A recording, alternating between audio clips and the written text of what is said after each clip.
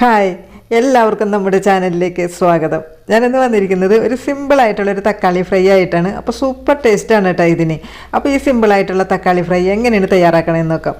അപ്പോൾ ഈ വീഡിയോ ഇഷ്ടപ്പെടുവാണെങ്കിൽ സബ്സ്ക്രൈബ് ചെയ്യാനും ലൈക്ക് ചെയ്യാനൊന്നും മറക്കരുത് കേട്ടോ. അപ്പോൾ നമുക്ക് ഈ അടിപൊളി കറി എങ്ങനെയാണ് തയ്യാറാക്കണമെന്ന് നോക്കാം. അപ്പോൾ നമുക്ക് തുടങ്ങാം. അപ്പോൾ അതിനായിട്ട് നമ്മൾ ഇതുപോലെ ഒരു പാൻ വെച്ചിട്ട് ഫ്ലെയിം ഓൺ ആക്കിയിട്ട് നല്ല ചൂടായിട്ട് ഇരിക്കുകയാണ്. അപ്പോൾ നമുക്ക് ആ ചൂടായതിന് ശേഷം ഫ്ലെയിം ഒന്ന് ലോവിലേക്ക് മാറ്റി കൊടുക്കാം കേട്ടോ.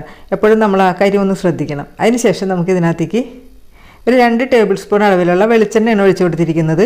അതിലേക്ക് നമ്മൾ ഒരു 15 ചെറിയ ഉള്ളി മുഴുവനായിട്ട് മുറിച്ചിട്ടൊന്നുമില്ല അതേപോലെ ചേർത്ത് കൊടുക്കുക. പിന്നെ കൂടെ തന്നെ ഒരു 10 ചെറിയ വെളുത്തുള്ളി, പിന്നെ 2 പച്ചമുളക്, ഇതെല്ലാം കൂടി ചേർത്തിട്ട് നമുക്ക് വെറുതെ ഒന്ന് മിക്സ് ചെയ്ത് കൊടുക്കാം. അപ്പോൾ ആ വെളിച്ചെണ്ണ ഇതിനകത്ത് വെറുതെ ഒന്ന് പുരണ്ട് വരണം, അത്ര മാത്രം മതി, വാടിയൊന്നും വരണ്ട.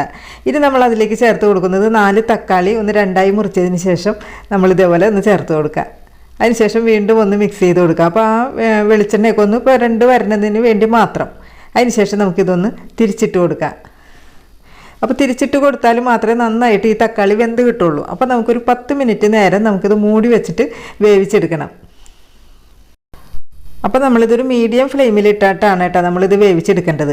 അപ്പോൾ നമ്മളൊരു 10 മിനിറ്റിൽ ഇപ്പോൾ ഒരു 5 മിനിറ്റ് കഴിഞ്ഞപ്പോൾ തന്നെ ആ തക്കാളിയിലുള്ള വെള്ളമൊക്കെ ഒന്ന് പുറത്തേക്ക് വന്നിട്ടുണ്ട്. അപ്പോൾ വീണ്ടും ഒരു 10 മിനിറ്റിലേക്ക് അടുക്കുമ്പോൾ ആ വെള്ളമൊക്കെ ഒന്ന് വറ്റി തക്കാളിയൊക്കെ നല്ല രീതിയിൽ വെന്ത് വന്നിട്ടുണ്ടെന്ന് നമുക്കിത് കാണുമ്പോൾ തന്നെ ഏകദേശം മനസ്സിലാവുന്നുണ്ട്.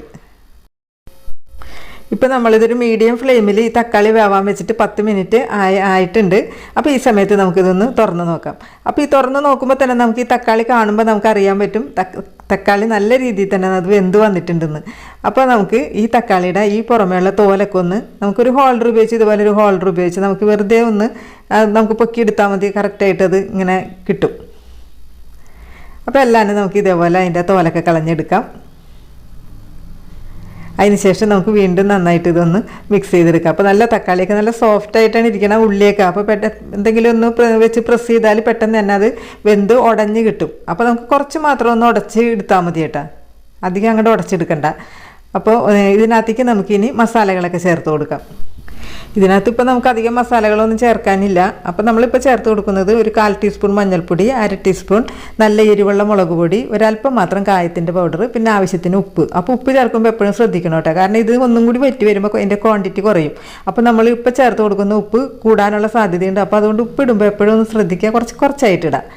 അതിനുശേഷം മൂടി വെച്ചിട്ട് നമുക്ക് നമ്മൾ ചേർത്ത് കൊടുത്ത മുളക് പൊടിയുടെ മഞ്ഞൾപ്പൊടിയുടെയൊക്കെ റോ ടേസ്റ്റ് ഒന്ന് മാറുന്നത് വരെ നമുക്കിതൊന്ന് വറ്റിച്ചെടുക്കാം. അപ്പോൾ നമ്മൾ ഒഴിച്ചു കൊടുത്ത ആ വെളിച്ചെണ്ണയൊക്കെ ഇങ്ങനെ നല്ല രീതിയിൽ തെളിഞ്ഞ് വന്നിരിക്കണേണ്ട കണ്ട, പെർഫെക്റ്റായിട്ട് നമുക്കിത് കിട്ടിയിട്ടുണ്ട്. അപ്പോൾ നമുക്ക് ഞാൻ നേരത്തെ പറഞ്ഞ പോലെ ഇതേപോലെ ഒരു കയ്യിൽ വെച്ച് നമുക്കിതൊന്ന് പ്രസ് ചെയ്താൽ ശരിക്കും നല്ല സോഫ്റ്റായിട്ട് ഇങ്ങനെ ഉടഞ്ഞ് പെട്ടെന്ന് ഉടഞ്ഞു പോകും. അപ്പോൾ ഞാൻ ഈ ഉള്ളിയൊക്കെ അധികം ഉടച്ചിട്ടില്ല കേട്ടോ. അപ്പോൾ നമ്മളത് കഴിക്കുമ്പോൾ ഒരു പ്രത്യേക സ്വാദായിരിക്കും. അതിനുശേഷം നമുക്ക് ഒരല്പം മല്ലിയിലയും കൂടി ചേർത്തിട്ട് ഇതുപോലെ ഒന്ന് മിക്സ് ചെയ്തെടുക്കുക.